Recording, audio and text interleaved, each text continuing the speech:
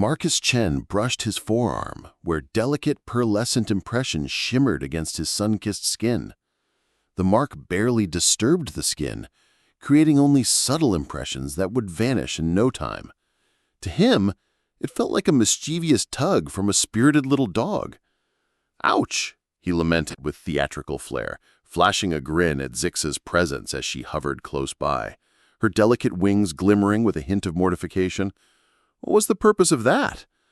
The bioluminescent patches on the Villani girl shimmered, transitioning from a gentle blue to a rich violet, unmistakably signaling distress within her community. Her 6 delicate limbs quivered as she floated 3 feet above the shimmering surface of the observation deck. "I deeply apologize, Marcus," she murmured. Her voice resembled the delicate tinkling of wind chimes swaying softly in a light breeze. It was intended to convey warmth.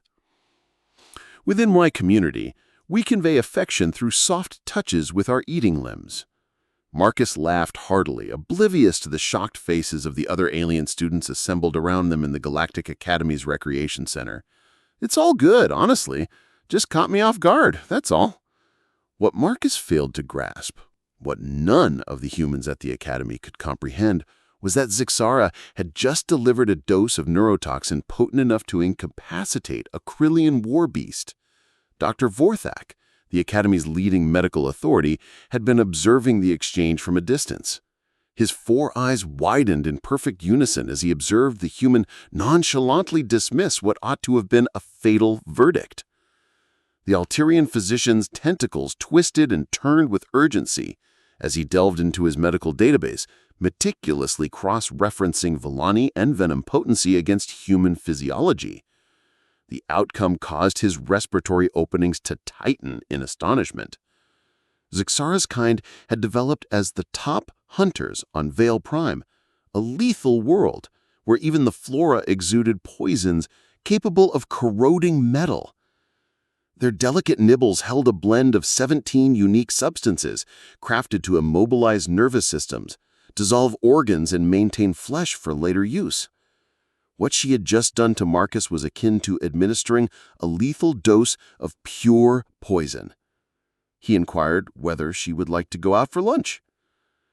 "Honestly, Zix, there's no need to stress about it," Marcus went on, unaware of the increasing number of extraterrestrial students around them. "Hey, would you like to sample that new earthly fare at the cafeteria? I heard they finally received authentic pizza ingredients delivered." Zixara's patches danced between shades of violet distress and hints of golden confusion. "However you ought to be," she was unable to complete the thought. All biological textbooks, all xenobiology courses, all medical simulations conveyed the same message. No known species can endure the effects of Villani venom. Yet here was Marcus, not only surviving, but seemingly in need of sustenance. Dr. Vorthak advanced with deliberate, calculated strides, his medical scanner already in operation. "Human Marcus," he exclaimed, striving to maintain a calm tone. "May I perform a standard health assessment for the records of the Academy, naturally?" Marcus nonchalantly shrugged his shoulders. "Absolutely, doctor. Although I feel great, even more than great, quite invigorated, really." The scanner's readings triggered waves of distress within Dr. Vorthak's neural implants. Not only was Marcus alive, but his body was diligently working to process and neutralize the toxins with remarkable efficiency.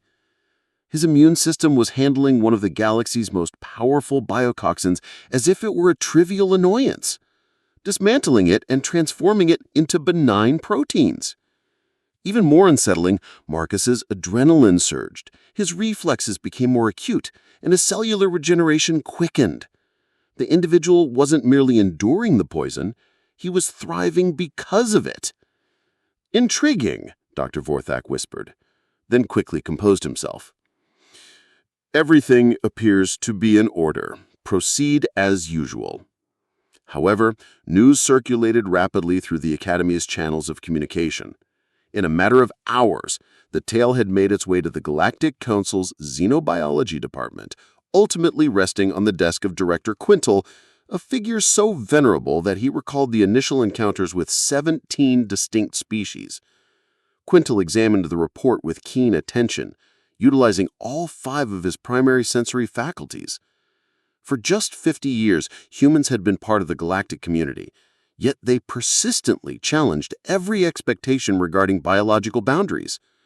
They endured in conditions that would spell doom for others, consumed materials that were poisonous to the majority, and now seemingly regarded lethal venom as mere a nuisance. He opened a classified file labeled Human Anomalies and appended this incident to an expanding list that featured surviving in hard vacuum for prolonged durations, consuming ethanol for enjoyment, indulging in capsaicin for pleasure, and recovering from injuries that would incapacitate most species permanently.